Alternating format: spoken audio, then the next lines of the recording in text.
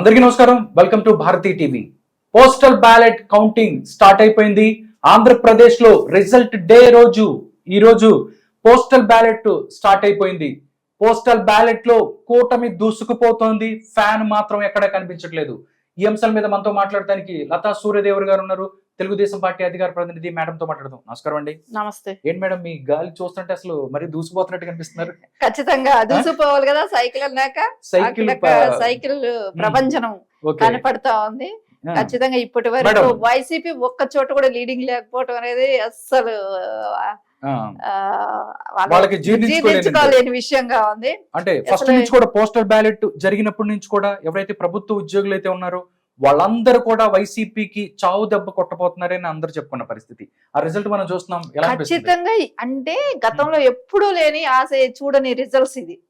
అంటే ఎప్పుడో 83 లో అన్న ఎన్టీఆర్ గారు పెట్టినప్పుడు వచ్చిన రిజల్ట్స్ ప్రపంచం ఇప్పుడు కనపడుతుంది. సో తెలుగుదేశం అంటే ఒకసారి పడి లేచిందంటే ఎంత ఉవ్వెత్తిన కెరటం లాగా లేస్తుంది నిమిషాలు కూడా పెరిగిపోతుంది. మనం మాట్లాడుకునే టైంకి Telugu Desam party 28, Janasena party 5, 1 BJP lead లో ఉంది. అంటే ఇంకా పోస్టల్ బ్యాలెట్ లోనే ఇలాగ ఉంటదని మనం భావించవచ్చా, లేకపోతే మిగతా ఓట్లకు ఇదే ఎఫెక్ట్ ఉంటది? ఖచ్చితంగా మిగతావి కూడా ఇదే ఎఫెక్ట్ ఉంటది. ఎందుకంటే పోస్టల్ బ్యాలెట్ ఇటులో వాళ్ళు ఒక్క పర్సన్ వేస్తాడు, ఇంకా వాళ్ళ కుటుంబాలు ఉంటాయి, వాళ్ళ రిలేటివ్స్ ఉంటారు.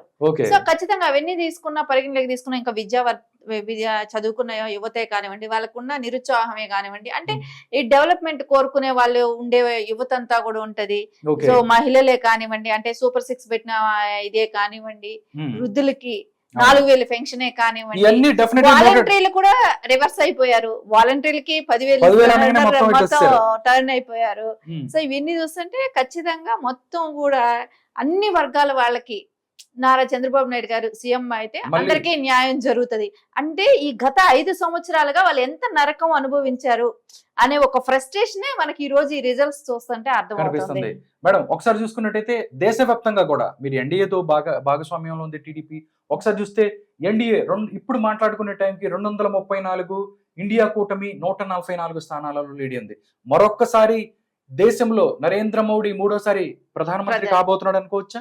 ఖచ్చితంగా ఆయనే ప్రధానమంత్రి అయ్యే అవకాశాలు స్పష్టంగా కనపడుతున్నాయి కదా. ఇంకా వేరే అవకాశమే ఎవరికి లేదు కూడా.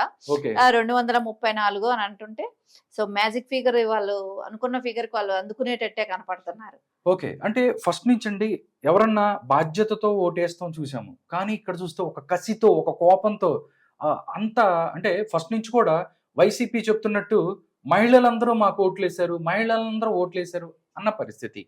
అంటే అలాంటిది పోస్టల్ బ్యాలెట్ ఇప్పుడు స్టార్ట్ అయింది కాబట్టి అసలు పొద్దున కూడా వాళ్ళు చెప్పుకుంటున్నది ఏంటంటే, అంటే ఒక ఈ బ్యాలెట్ ఇప్పుడు పోస్టల్ బ్యాలెట్ దానిలో ఒక ఎస్సీలు ఉండరా, ఎస్టీలు ఉండరా, క్రిస్టియన్స్ ఉండరా, ఎందుకు వేరు మా కోటు, మేమే గెలుస్తాం. మళ్ళా ఇదే దీనిలో కూడా కులాలు విభజించారు. సో దాని మూలన మేము మళ్ళా పోస్టల్ బ్యాలెట్ లో కూడా మాకే ఓట్ బ్యాంక్ ఎక్కువ ఉంటది, సో ఖచ్చితంగా మేమే గెలుస్తామని పొద్దున్నే మళ్ళా స్టార్ట్ చేశారు.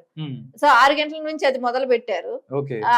ఆ ఛానల్ ఏదైతే ఉందో వాళ్ళ ఛానల్స్ చూస్తే, కానీ ఖచ్చితంగా ఇప్పుడు చూస్తే తెలుస్తుంది కదా, అక్కడ కులాలు గిలాలు మతాలు ఎవ్వరూ ఏమీ చూడలేదండి. ఆంధ్రప్రదేశ్ స్టేట్ ఒక్కటి కావాలి, దానికి ఒక క్యాపిటల్ సిటీ కావాలి, డెవలప్మెంట్ కావాలి, ఉద్యోగాలు రావాలి, అవకాశాలు రావాలి, ఇది ఒక్కటి చూసారే గానీ ఖచ్చితంగా ఎవరు కూడా మతాలు కులాలు ఇలాంటి జోలికి వెళ్ళలేనట్టు క్లియర్ కట్ గా మనకి ఇక్కడ కనపడుతుంది. కుప్పంలో చూసుకున్నట్టయితే నారా చంద్రబాబు నాయుడు ముందంజలో ఉన్నాడు. అదే విధంగా పవన్ కళ్యాణ్ పిఠాపురంలో ముందంజలో ఉన్నాడు. నారా లోకేష్ చూసుకున్నట్టయితే ఇక్కడి నుంచి ఎవరో మంగళగిరి నుంచి లీడ్ లో ఉన్నారు. ఎవరైతే వాళ్ళు ఇప్పుడు ఒక్కటి కనపడుతుంది కదా, ఇక్కడ ఒక్కటి ఆలోచించండి, కనీసం పులివెందుల్లో కూడా లీడింగ్ లో లేడనేది ఇక్కడ మనకు స్పష్టంగా కనపడుతుంది కదా, తేలిపోతుంది కదా. కడపలో కూడా లేదు.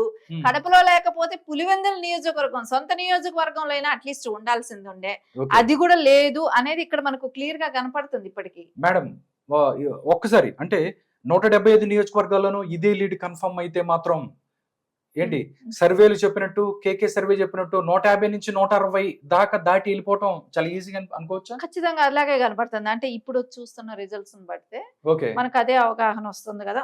ఖచ్చితంగా క్లీన్ స్వీప్ అంటే వాళ్ళు ఏదో 175 to 175 అన్నాడు, అది 175 అపోజిషన్ కి వస్తుంది, అది తెలుగుదేశం పార్టీకి వర్తిస్తుంది. అంటే వాళ్ళు అదే చెప్పుకున్నారు, వైనాట్ 175 వైనాట్ అని అన్నాడు, వైనాట్ కుప్పం అన్నాడు. సో ఇప్పుడు వైనాట్ పులివెందుల అయిపోయింది, వైనాట్ కడప అయిపోయింది. సో ఇప్పుడు పులివెందుల్లో కూడా లీడింగ్ ఇంకా ఏది కనపడడం లేదనంటే ఎంత ఘోరమైన వైఫల్యం చెందాడు అనేది జగన్మోహన్ రెడ్డి. ప్రజలు ఎవరైతే ఉన్నారో ఏ అంశాల మధ్య విసిగిపోయారు, ఏ అంశాలతో అంటే అందరూ అన్ని వర్గాలు కూడా విసిగిపోయిన పరిస్థితి ఉందంటే మీరు ఏం చెప్తారు మేడం?